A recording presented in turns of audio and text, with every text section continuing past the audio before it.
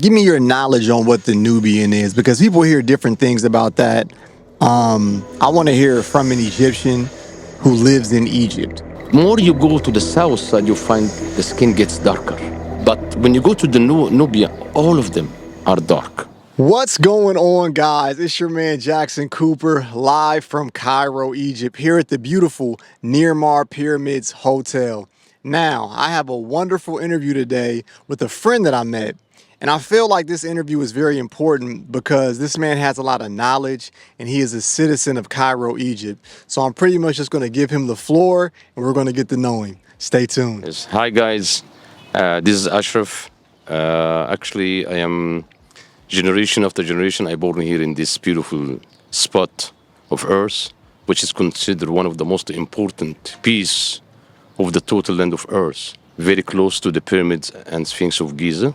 And me and my family used to live in this village for more than 300 years, and we all rely on and depends on the business of tourism, and we know a lot about what's going on here and the history of this area. So I'm very happy also to be in this interview and to give you maybe some idea or an idea about the history of this place and maybe the history of the ancient Egyptian time. Thank you. So yes, guys, we have a wealth of information here with this gentleman. Very, very smart. Now, let's just start with a simple question. Why is it important for people to visit Egypt? Now, we all know Egypt is a very popular tourist destination, but what's the real reason why people should visit Egypt? That's really a good question. Of course, we know one of the oldest history and oldest nations exist in Earth and have a history and knowledge, and really knowledge. When I'm talking about the knowledge of the ancient Egyptian, it's really an amazing knowledge. We are talking about over 5,000 years of history and knowledge. While let's face it, in the other places in Earth, people was living a simple way. While was in Egypt, people who can build such amazing buildings knows about many things, arithmetic, algebra, multiplication. So it's a great difference, because really Egypt always a welcoming country. Egyptians are really very friendly people, welcoming people, generous people. I'm not saying this because I'm Egyptian, but this is true. This is something in our genetic. We always like to show our guests how they are very welcome in our country. We always like to support our guests. We are very hospitable people, and we love to host. It's something really we do, love to host people. Second thing, of course, we have here in Egypt maybe more than third of the history and monuments and artifacts of the total existing history in Earth. And of course, we have one of the wonder of the world, which is till now, it is the only wonder of the world that still exists, which is the pyramid of Giza, the three pyramids of Giza. We used to have another wonder, but it has been demolished, or not demolished. It's been collapsed according to an earthquake. It's in Alexandria, the lighthouse. Yes. So, of course, when people come to see this amazing building behind us, it's an amazing thing to see, especially it's been here since 4,600 years ago. I don't think you can find any building can live this long, No. especially when it's that height and with this magnificent building. So that's one of the important things to come and see in Egypt. Not only that, Egypt have really very important things as well.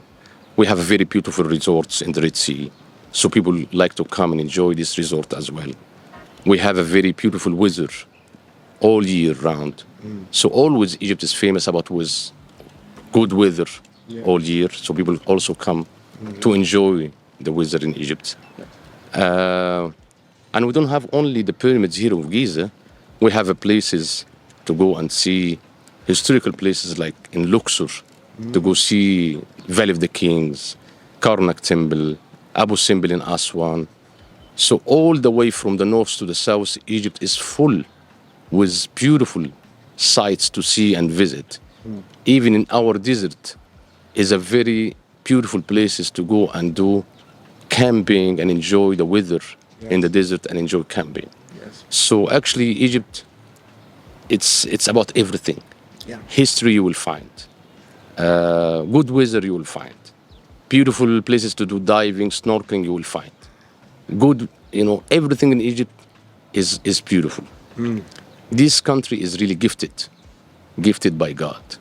He gives this country lots of beautiful things for people to come and enjoy. Yes. Well, guys, if you're not sold yet, I don't know what to tell you. Now, let's get into some of the history of Egypt. Now, the pyramid that we see behind us, people have all their conclusions of how it was made. But I want your knowledge on your idea on how that pyramid was made, because that's a big feat. So how was the Great Pyramid constructed? Actually, there's many theories about this, okay? And so far, lots of people talk about how these pyramids have been built in Egypt. As we learn in college and as our knowledge being learned, I can give you the idea that these three pyramids, all the stones behind us, have been brought from the other side of the River Nile, from the east side. For example, the greatest pyramid for King Cheops, it contains nearly 2,300,000 blocks. Let's imagine cutting these huge stones from the other side of because now we are in the west side of the River Nile. So these blocks have been brought all the way from the east side of the River Nile. So before the Nile flood, the ancient Egyptian workers used to cut the stones from the mountains and prepare it as blocks, and then wait for the Nile flood to transport. Because when the Nile flood, it helps to make the distance less, instead of pulling all these stones, all this distance. So they was waiting for the Nile flood to make, because then the water become wider between east and west. So wait till the Nile flood and then put these blocks in ships and transport it from the east side to the west side. Even till now, if you go to the second pyramid for King Khafre, you will find the platform for the ships still exists. So that's a proof about using the boats for transportation. Okay? So that's one of the process, which was one of the hardest process to cut and transport these blocks. Then they have to put these blocks in wooden logs and then pull the blocks or the stones all the way to the top. When they start building this, number one, they must finish as a building, it must be the pyramid first. Yes. In fact, they must make before the pyramid itself, it must be the ascending road, which we call it the causeway. Because this ascending road helps to make it easier pulling. We have one behind us here. You can see it still exists. This, we call it the causeway or the ascending road. Okay, so this was helping, yes. And instead of to be in sand and make the operation more difficult, so they was making this to be smoother, soft, as marble. And then put wooden logs and pull the stones all the way to the spot of building the pyramid. So number one, it must be preparing the causeway, okay? The port, of course, and the causeway, and pulling the stone to up there. Okay. All right?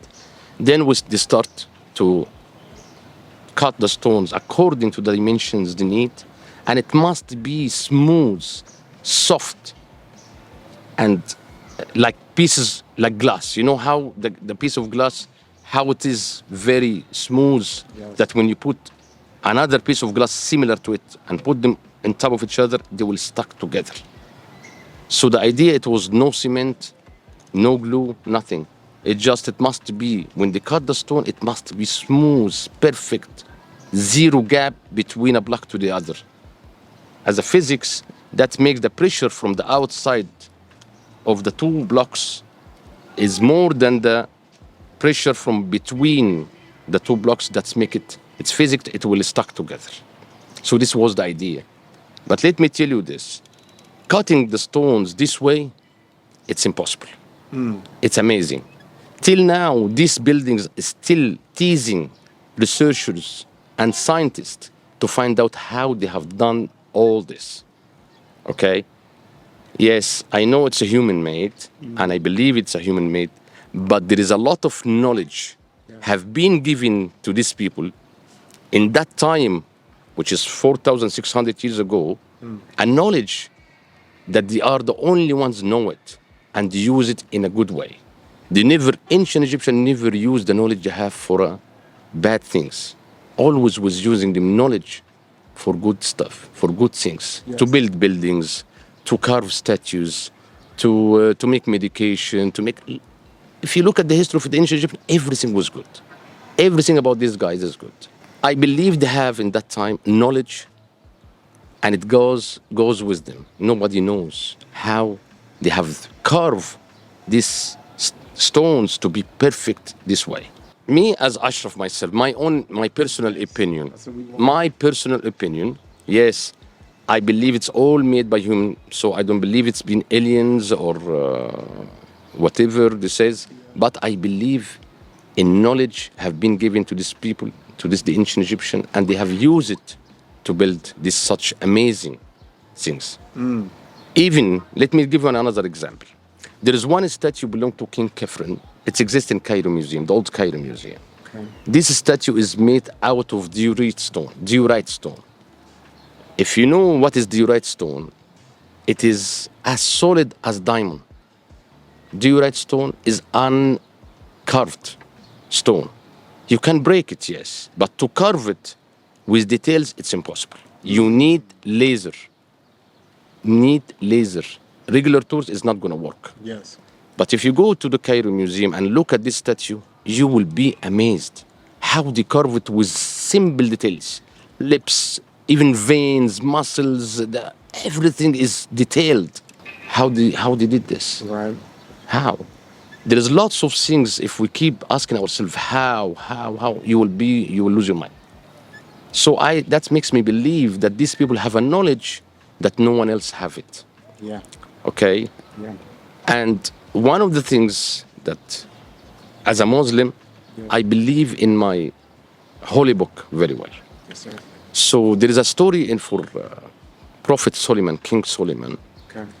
while he was have a meeting with people, and God give King Solomon, the gift he can speak to animals, he can understand the animal, he can control the jinn, many things. Yes. So one of the time he have a meeting with the people and animals and so to talk about things.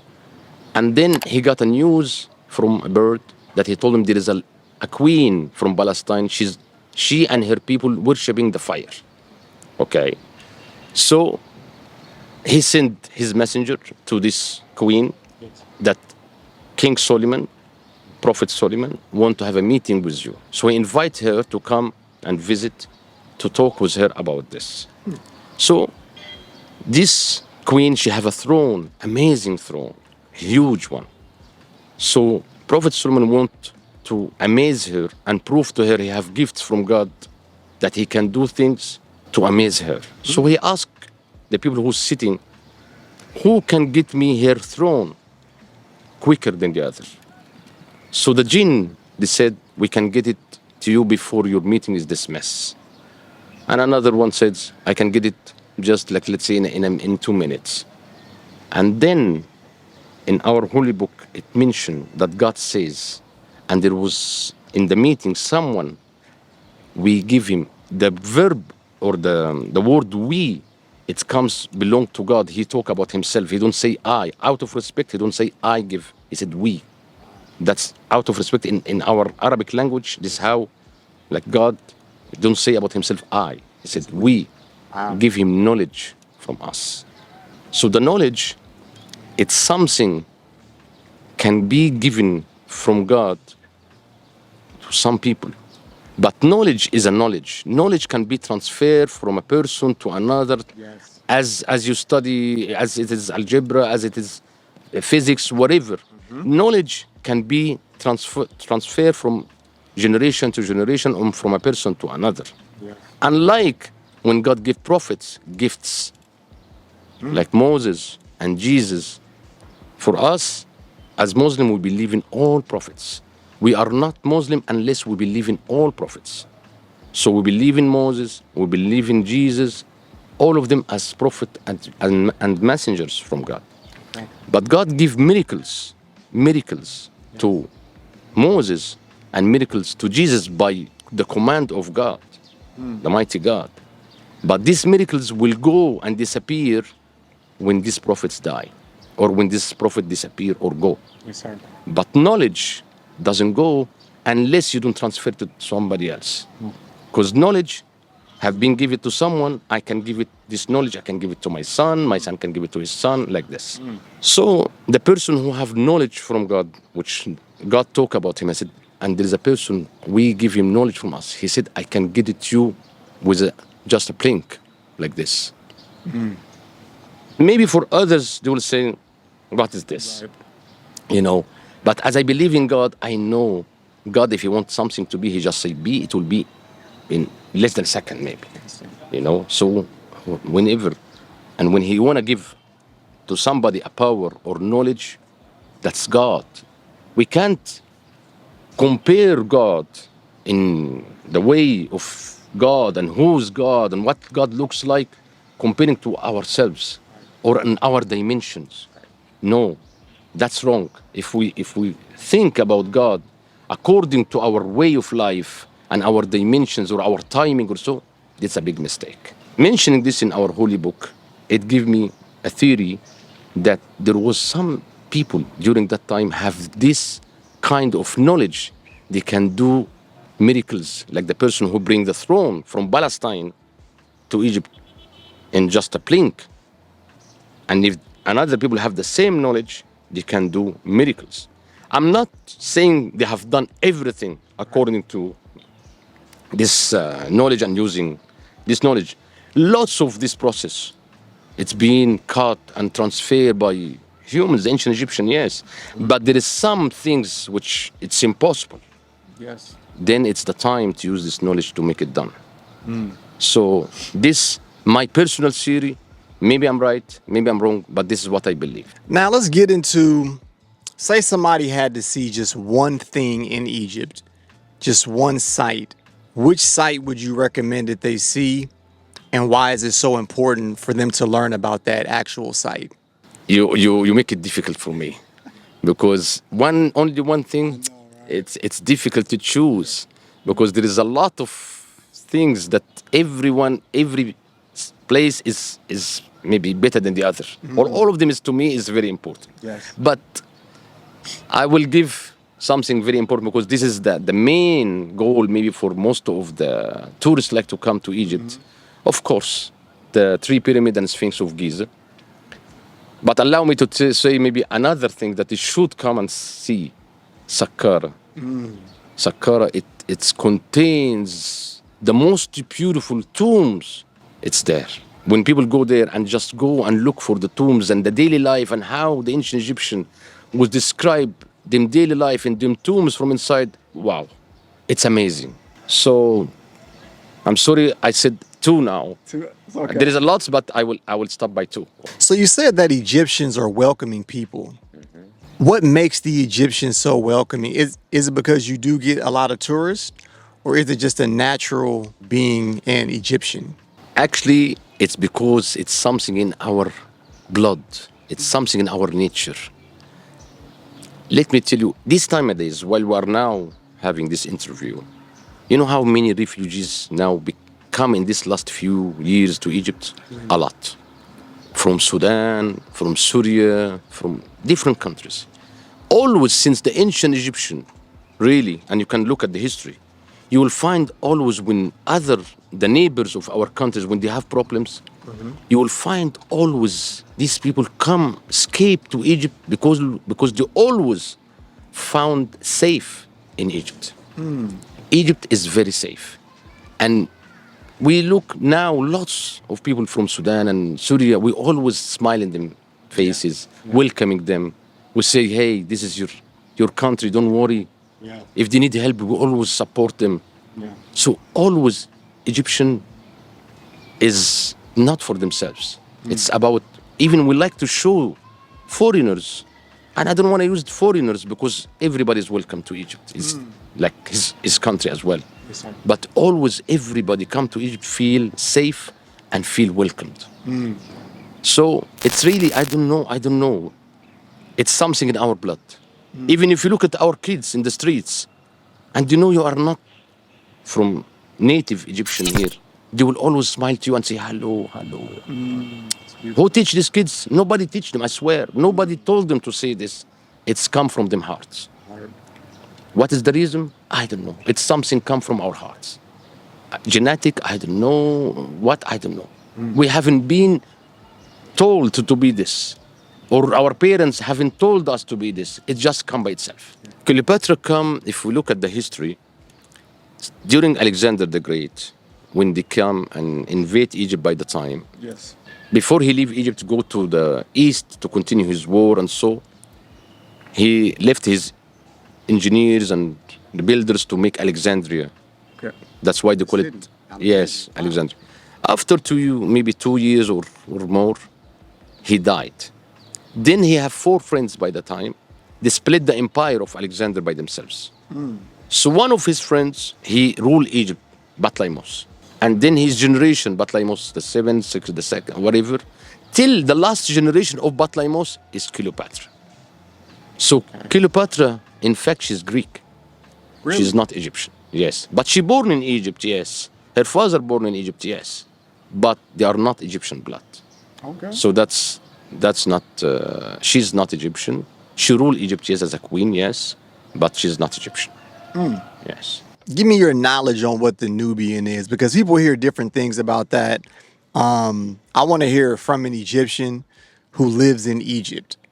That's my goal. I want to hear your opinion on what the Nubian is, and do they still exist in Egypt? I will tell you first of all about the Nubian as people. Really, I go to Nubia a lot. I found the Nubian the most generous Egyptians. The most kind and peaceful Egyptians are the Nubians. Very generous people, very calm and very nice people. I love them very much. Okay? Yes, sir. And Nubia, it exists in the far south of Egypt, between the border of Sudan and Egypt. So in our side, that's Nubia. Okay? Since the old time, Nubia is Egyptian. But more you go to the south side, you find the skin gets darker. Like in Luxor, Aswan, Nubia. In the north, you find there is dark skin and there is brown skin, there is white skin, yes. But when you go to the Nubia, all of them are dark. More you go south, are dark. But Nubian people are amazing people. I really, from here, I want to say this to them. I love you all. I love all the Nubian people. I've been there, never found any problem. Always nice people, the Nubian, yes. See, now you got me wanting to visit all of those places that you've named. You must go really to visit the Nubian village there from Aswan. And I recommend, take a motorboat from Aswan to go to the Nubian village. Enjoy the ride through the River Nile. It's beautiful, it's amazing. It will blow your mind. Wow. It's breathtaking. The ride with a boat from Aswan to the Nubian village, it's one of the best things you can do. And go there and be invited in one of the Nubian houses and go inside and see how these people live, how they decorate them houses, how they paint them houses from outside, what them houses looks like. Wow. It's a very amazing experience, really. So I recommend for anybody come to Egypt and have the chance to go to Aswan, to go to the Nubian village and visit the Nubian there. Yes. Why do we not see more Nubians in Cairo? First of all, there is lots of Nubians here in Cairo. But nobody will move and carry a sign, he say, I'm a Nubian. We are all Egyptian. Yes. If I go to the Nubia, maybe they will know because I'm like, but if you walk here, you will find lots of dark skin. Lots of Nubian have now jobs here, they live here, they have properties here. So that's not right. Okay. Lots of Nubian are here in Cairo Okay. too. So from here to Aswan, it's about 1,200 kilometers. You have two options to go there: by flight, which is gonna take like maybe 1 hour 15 minutes Okay. from Cairo airport, or by train. It will take about roughly about 12 hours from Cairo, sleeping train. Okay. train. Yes. Sometimes people like to go by bus, which is also going to be like 12 hours. Yeah. Or by private transportation also. But anyway, by car or train or so. Okay, so Mr. Ashroff, this was great. I don't have any more questions, but I just want you to just leave us with some knowledge that we cannot find anywhere else. Because I think that you are a wealth of knowledge, and like I'm not just saying that. Just leave the people with something positive, because I think we all need that nowadays. We have been now, this last years, been surrounded with lots of problems.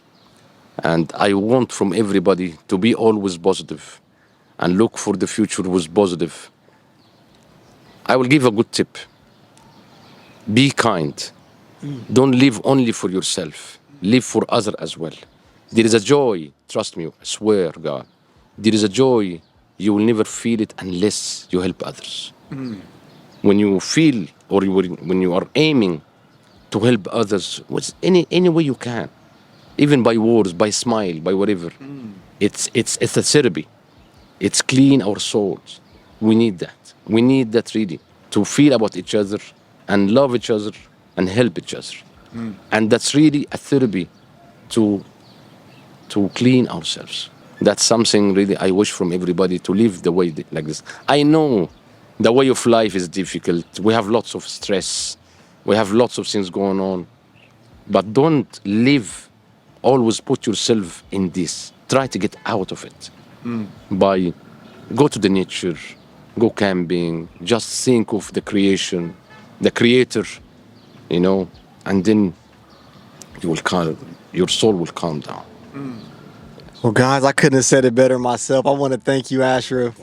This was amazing. Guys, make sure that you come to Nearmar Pyramids View Hotel. And like, I'm not just saying this.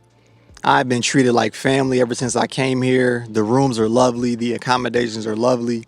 The views, as you can see, the Sphinx and the pyramids are behind me. This is not normal. See, this is normal to him because he sees it. This is not normal, guys. So make sure that you check this place out. And I'm going to leave their link below. And like he said, I want you to stay positive. Live from Cairo, Egypt, this has been an interview on Coop's Corner. Hit that like button, hit that subscribe button, and always, always live life, people. Until next time, peace.